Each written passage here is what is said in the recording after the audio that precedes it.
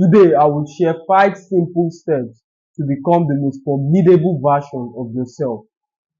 Most people ignore the fourth one. You don't necessarily have to get up early. You don't have to stop addictions. You don't have to delete all social media apps.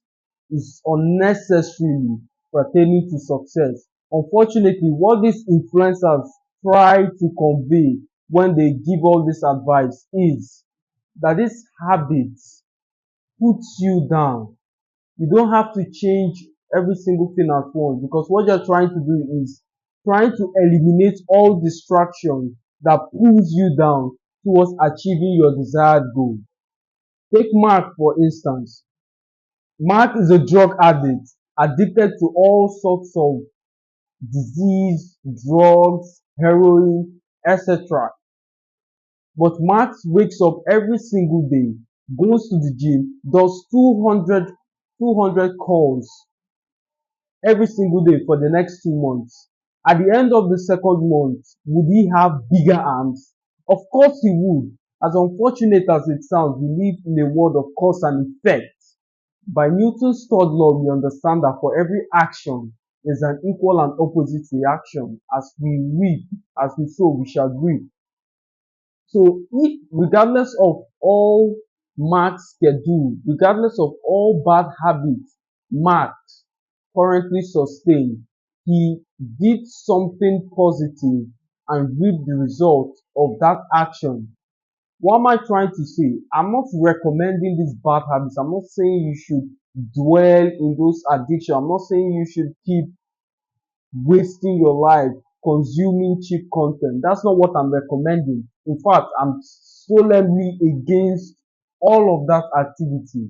But what I want to let you know is that unfortunately, we live in a cause and effect economy. Whatever you do, you receive an equal proportion and output. Conversely, say why influencers or why successful people advise you against those activities is because they pull you down and they distract you from your most coveted goals. How likely is it for Mark to go to the gym when he can get the same dopamine easily that he would get from heroin, as opposed to going to the gym and painfully getting that dopamine? Say he's addicted to those drugs. He takes those drugs. He takes 3 hours to recover. He wakes up tired. Now he feels lazy to get his shoe. The thought of going to the gym and lifting those heavy weights is depressing. He takes another sip of cocaine. He feels powerful. What that cocaine does is to trick the brain to believe it has already achieved the result it will go through painfully to achieve. So that sense of fulfillment you derive from completing a difficult task, you easily get it through a sleep.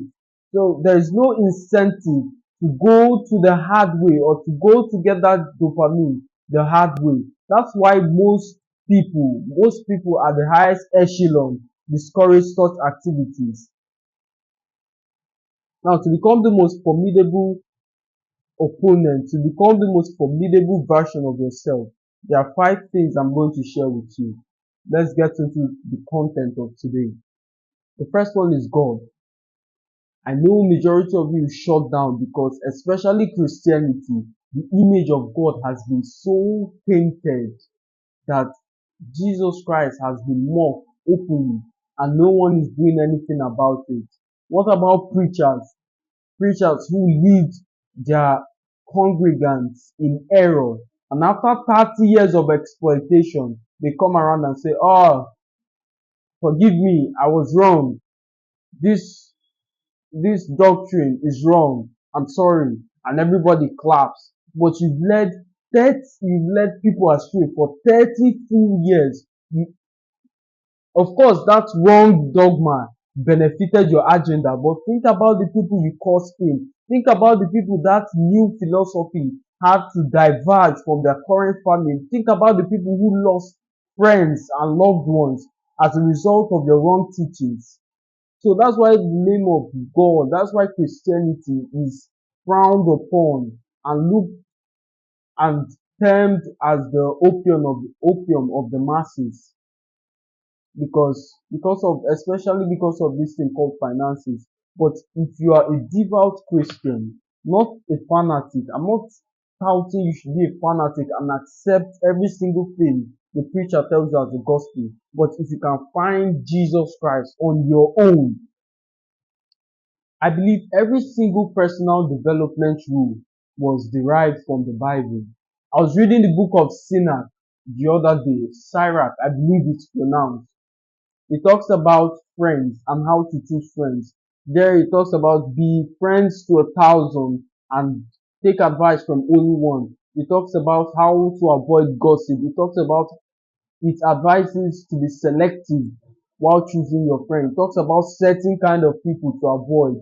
So it gives you hours and hours of wisdom. It talks about a lot of things, these gurus extract and term them as philosophy. I was reading one on wisdom where it says, be careful when you speak, or be slow to speak and be swift to hear, because your mouth, every word that proceeds from your mouth can either lead you to ruin or bring you to honor. So be careful when you speak. Always pause and think before you speak. Does that look like something that is taught in the secular world today? So I recommend every single one of you who is a fan of Ifeanyi Emmons, read the book of Sirach, read the book of Proverbs. There are no fanatic, there's no fanaticism attached to those scriptures. It's something that can be comprehended by anyone from any denomination. There are no biases or whatsoever. So God is the number one concept, and understand that God is your unfair advantage. This is something I want you to pay attention to, because in my own situation, there are so many mistakes that I would have made. So many mistakes. But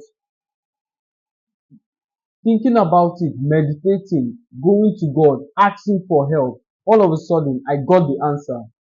Majority of you think the answer comes in form of a voice or charismatic. Perhaps you've heard a voice, but for some of us, you just know the answer. You make the right choice with God. That's the first one. The second mindset you have to sustain, or the second step, is it's possible. Especially here in Africa, that's a word that is almost a taboo. Possible. So if you are fortunate enough and you deal with the whole wrong mindset that that is plagued in Africa, there are no McDonald's around for you to just go and get a $30 job, or go do something else immediately. So when you sustain the mindset that it's possible, it opens a whole world of possibility, and you begin to spot opportunities. You begin to see things that were not there. That new philosophy begins to compel you to take actions that work that belief system. It's this conversely, it's the same thing when you blame someone else. Anywhere you point the blame finger, the power goes. When you say, oh, it's my brother's fault, when you blame something external as a result of your current situation, then you will never grow. Champions always take responsibility for their life. There are people who have gone twice worse of the thing that you're experiencing and have emerged victorious. So you're not the only person suffering. Take action now. It is possible. You can translate from point A to point B if you sustain the will to do it. Which crying like a kid and complaining and blaming everybody. I hope you know that as you're complaining, time is passing as well. And as you know, time does not change anything. Time only reviews. Time only reviews what you've been doing with your time. You've been pointing fingers at your parents. Years from now, you as well will be a parent. You said, oh, in my own time, my dad didn't give us X. My dad didn't give us 3 square meals. Now you are a father and you can't even put a roof over your children's head. So stop blaming people. Take responsibility. Take action for your life. Say to yourself, I do not know where I'm going to, but I've been a terrible human being. I've been mazed with all shades of addiction. But today, I take responsibility for my life. I have been given a will. I am God's zenith. I'm the zenith of God's creation.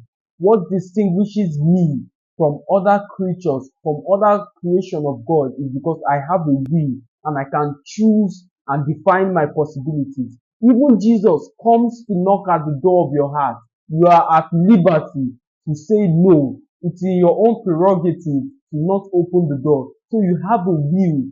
God did not impose his will and force you to serve him. The same can be extrapolated to all realms of human endeavor. If you look at your life and it's not going in the trajectory in which you desire, you have the will to change it. That's what distinguishes you from an animal. So take responsibility. I don't know where I'm going to, but I'm taking responsibility that I'm not going to play. I'm not going to spend 5 hours playing football when I don't have the destiny of a sportsman. Father, mother, I appreciate you for what you have been doing, but give me 1 year and I will get out of your house.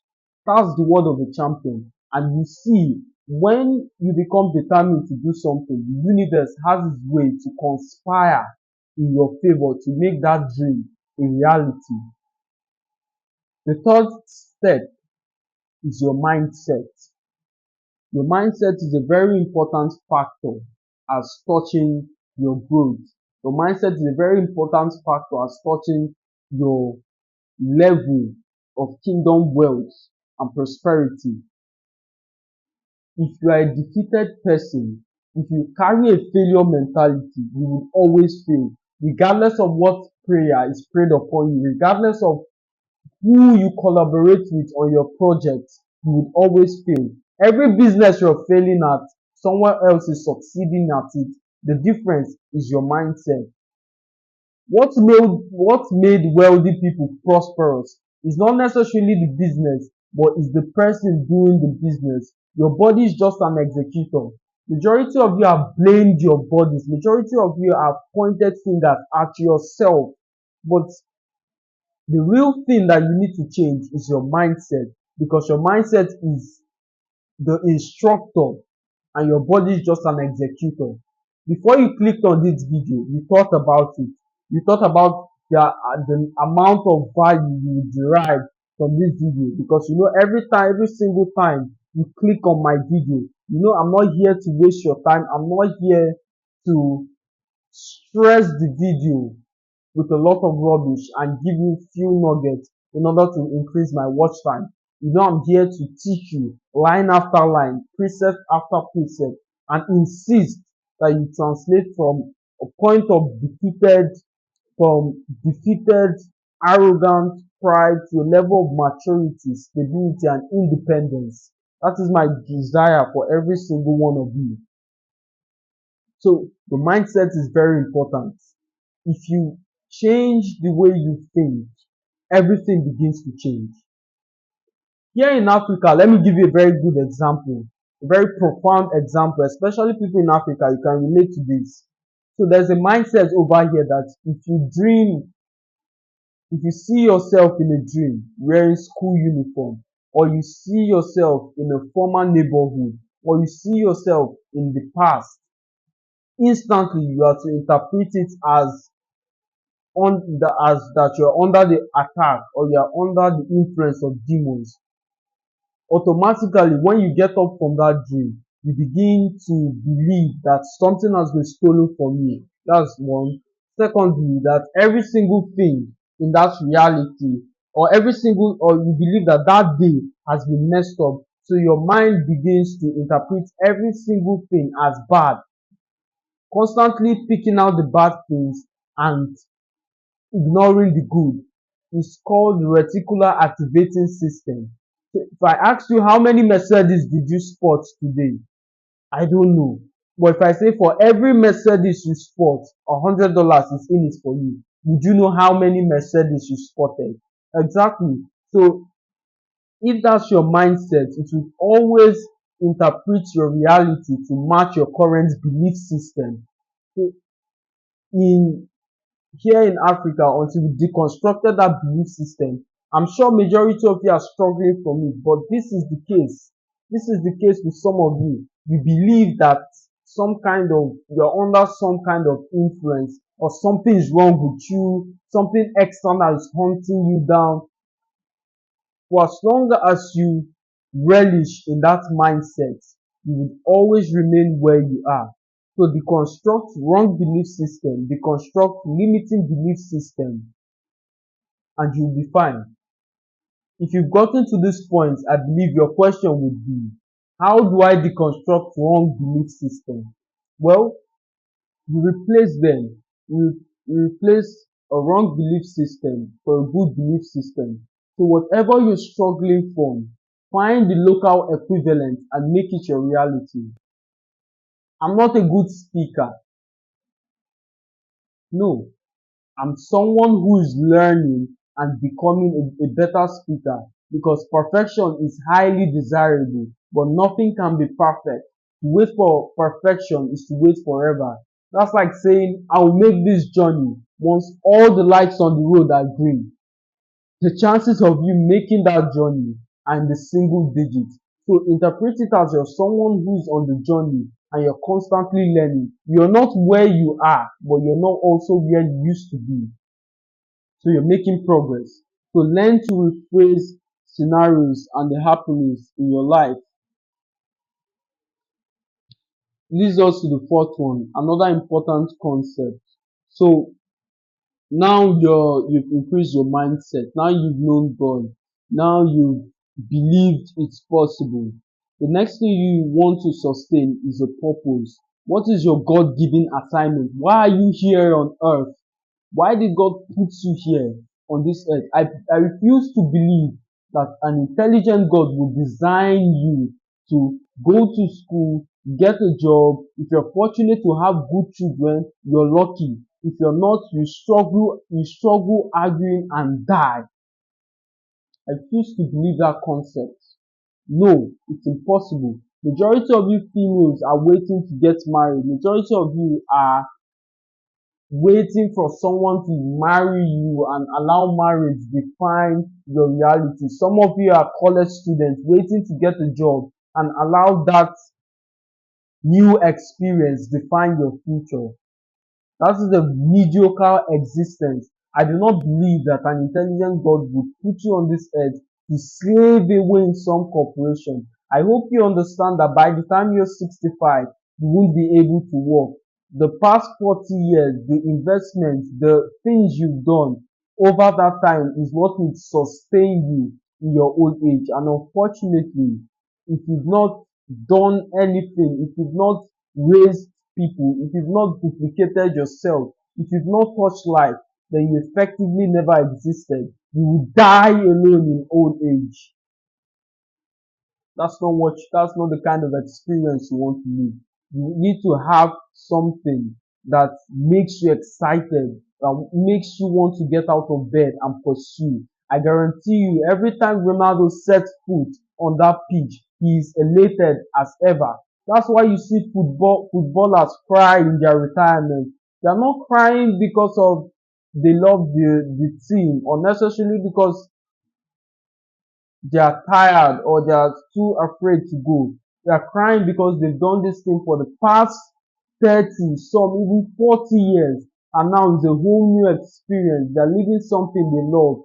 It's like a part of them, a part of their soul being ripped out in real time. So you need to find something you love doing and pursue it. Find how you can connect it, commoditize that purpose, commoditize that habit. You love singing. For as long as you do it as a hobby, it's always going to be a hobby. Join a church choir, start releasing content online. Find some way to make profit out of this value. Find some way to first serve people this value for free at first. Serve it for free, and one day the king will call you like Joseph, and you will be liberated in a single day. That's purpose. The fifth one is skill, skill sets. Majority of you people, when you find your purpose, you only hone the purpose in and of itself. You do not complement that skill. You do not find the adjacent skill sets to complement what you already have.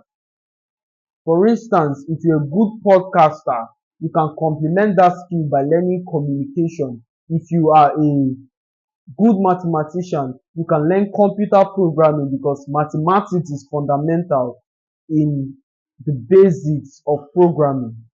If you want to become a good programmer, you have to understand logic and how to use calculation to provide solutions. You might say, well, AI is here to help you. But my friend, the chances of you using AI to solve problems in a mock-up interview is in the single digits. I'm not sure companies encourage using of external factors in an interview. So you also have to find adjacent skill sets to match that which you currently have. If a good, back to the example of programming, if you learn good communication skills, is also a plus. The difference between Wozniak and Steve Jobs. Wozniak was an engineer who developed the circuit board for the Apple One, the first Apple computer. But till this day, I'm sure you don't know who Woz is, but the name Steve Jobs will always be synonymous with the Apple Corporation. Woz and Steve Jobs were the co-founder of Apple. Woz was the engineer. Woz was the brains behind all the circuit boards. But Steve Jobs was a good marketer and he knew how to inspire, articulate his thoughts, and recruit good people. All of that skill set. I'm not trying to discredit the man's hard work and try to tear down every single thing he has done at Apple. But if you watch my previous videos, you see how I hail him as an intellectual. There are so many innovations brought that we even enjoy up until this day by one single person. But back to our analogy, was an engineer who prided himself as staying at the back end. That's why his name is lost in history. Very few people know who was is. And if it wasn't for the advent of the biography of Steve Jobs, no one would know who was is. The name Steve Jobs is synonymous with Apple because he was a good communicator, a theoretical man, a showsman. He knew how to make every single Apple announcement the best product remarked by him. He knew how to make every single product he knew how to make every single product the best product for that year. He knew how to announce products. He knew then Apple's announcement was uh, general excitement. That was all he was doing that year. So also learn how to complement skills, learn how to discover as well as learn adjacent skill sets to your current skills. Yes, I believe with these 5 steps, you should make you a very formidable opponent. As always, friends, pleasure speaking to you. See you in the next one.